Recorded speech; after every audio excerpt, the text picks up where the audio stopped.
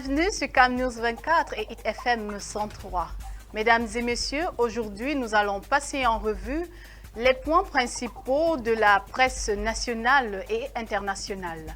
Avec Ghislain Kougan, nous découvrirons les principaux sujets qui font l'actualité de ce jour. Challenge Hebdo à la une, Messanga Nyamding, Biya n'a pas abandonné le Sud. Pour le politologue, c'est une hérésie de croire que le chef de l'État n'a rien fait pour sa région. Page 3 de Challenge Hebdo. Agence des normes et de la qualité, un recadrage budgétaire de plus de 15 milliards de francs CFA. C'est qu'il faut retenir du double conseil d'administration ordinaire et extraordinaire du 20 juin 2025, page 5. Réseau routier national, le ministre Ngadou Djouessi veut prioriser les interventions, une approche méthodologique pour optimiser les investissements et améliorer la qualité du réseau, nous dit Challenge Hebdo à la page 6 de cette édition. Présumé détournement à la Fédération camerounaise de football, FECAFOOT, Guibaï Gatama saisit le comité d'éthique à la page 11 de Challenge Hebdo. Le tri-hebdomadaire Dicalo à la une, contrôle de la présidence du PCRN, Robert Kona déporte l'affaire à la Cour suprême. Débouté par la Cour d'appel de Marois, le fondateur du Parti camerounais pour la réconciliation nationale n'entend pas abdiquer, page 3 du tri-hebdomadaire Dicalo. Après leur brûlot, Femme Dongo dénonce le parricide de certaines élites du sud de la page 4. Agence des normes et de la qualité, les administrateurs valident les comptes de l'exercice 2024, page 6 du tri-hebdomadaire Dicalo. Dicalo toujours, après sa sortie fracassante, Issa Tiroma reçu à l'ambassade de France, page 5 du tri-hebdomadaire Dicalo. Cameroun Tribune à la une présidentielle a pesé le rôle clé de la société civile pour une élection sans heurts. L'implication des associations, des leaders religieux et traditionnels vaut son pesant d'or dans la sensibilisation et les appels à la responsabilité qui retentissent de part et d'autre depuis plusieurs semaines. À lire le focus de Cameroun Tribune aux pages 7 et 9 de ce numéro. Toujours avec Cameroun Tribune, viande de bœuf, retour au prix homologué à l'issue d'une concertation entre les différents acteurs hier au ministère du Commerce. Il a été décidé de manière consensuelle que le kilogramme de viande soit de nouveau vendu 3 000 francs sans hausse et 2 500 francs avec hausse contre 3 500 francs et 3 000 francs depuis plusieurs mois, page 11 du quotidien bilingue à capitaux publics Cameroun Tribune.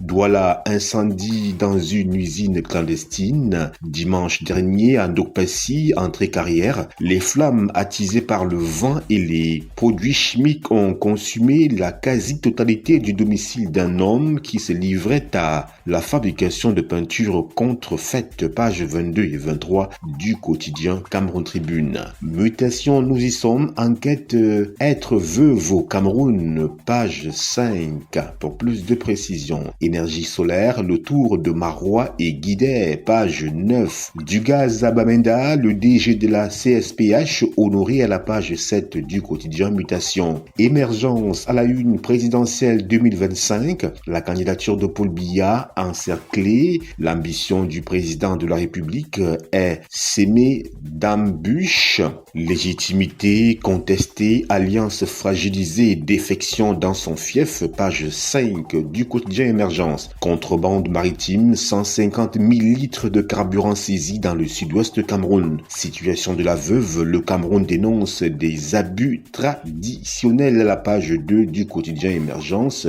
qui nous parle également de Festac Baka 2025, l'émancipation de la jeunesse autochtone à l'honneur, page 8 de ce journal. L'info à chaud à la une, 455 000 euros de la FECAFOOT payés par la Fédération russe de football dans le compte privé de monsieur Samuel Eto'o-fils, suite de l'affaire à la page 3 du journal L'info à chaud. Coopération militaire franco-camerounaise, le temps de la moisson est à lire à la page 2 de ce journal. national. Quittons le journal L'Info à chaud pour l'œil du Sahel à la une. Grand prix de l'excellence Paul Biya. Triomphe historique à Marois, page 8 pour s'en apercevoir. Riz, 1548 milliards de francs CFA d'importation d'ici 2030, page 6 et 7. Grand Nord, l'enfance compromise par la pauvreté, page 5 pour en lire les relents. Mora, un enfant décède par électrocution, page 5 pour plus de détails sur cette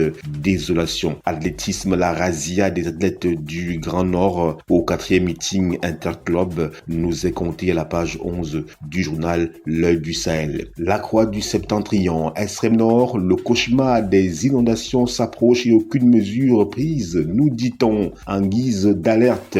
Poli, la population dénonce les abus policiers et interpelle la Sûreté nationale à la page 4. Mokolo, Gabriel Bayrobé lance la campagne agricole. Touboro, 3 personnes enlevées, nous dit le journal La Croix du Septentrion. Éco-santé à la une, journée internationale des veuves, des voix s'élèvent contre les rites barbares et pour la dignité. Lutte contre les polluants toxiques, le Cameroun relance l'élimination des PCB et pesticides toxiques. VIH-Sida, les États-Unis autorisent un vaccin préventif contre le virus. Tout ceci est à lire dans les colonnes du journal Éco-Santé. Diapason, présidentiel au Cameroun, des journalistes tracent le profil du futur chef d'État. Le drapeau Cameroun-Inde, 1000 tonnes de solidarité. Une main tendue venue de New Delhi. Le Cameroun a reçu ce 23 juin 2025 un impressionnant convoi humanitaire de 39 conteneurs de riz et médicaments essentiels offerts par la République de l'Inde. Ce geste hautement symbolique renforce les liens d'amitié entre les deux pays et apporte un véritable souffle d'espoir aux populations touchées par les inondations dans l'extrême nord Cameroun, page 6 du journal Le Drapeau.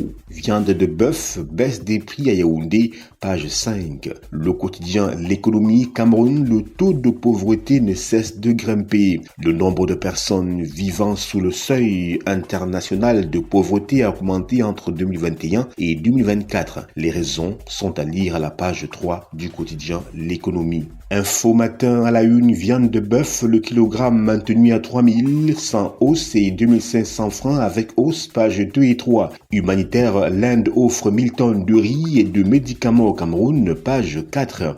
Info plus santé à la une, promotion de la vaccination, briser les barrières. C'est l'objectif de la session d'échange tenue le 20 juin 2025 à Bankomo entre les responsables des médias et ceux du programme élargi de vaccination, page 7 du journal Info plus santé. Mortalité maternelle par hémorragie, le manque de sang en est la première cause, nous dit-on à la page 3 de ce journal. Sécurité sanitaire mi-figue, mi-raisin, page 10, une étude effectuée par les associations ADU-PG relève les forces et faiblesses de la sécurité sanitaire au Cameroun et propose des recommandations pour l'améliorer. Eco-News à la une, énergie d'État, le septentrion sous le joug d'un soleil à deux visages, nous dit-on. Le point bi-hebdo à la une, rencontre comité central UNDP, alliance RDPC-UNDP, caduc, nous dit-on,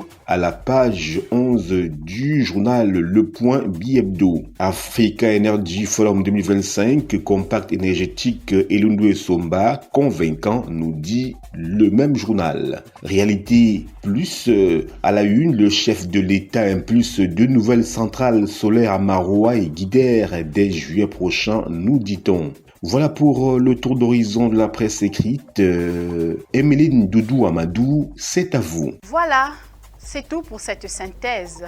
Restez connectés sur CamNews 24 et HitFM 103 pour la suite de nos programmes. Au revoir.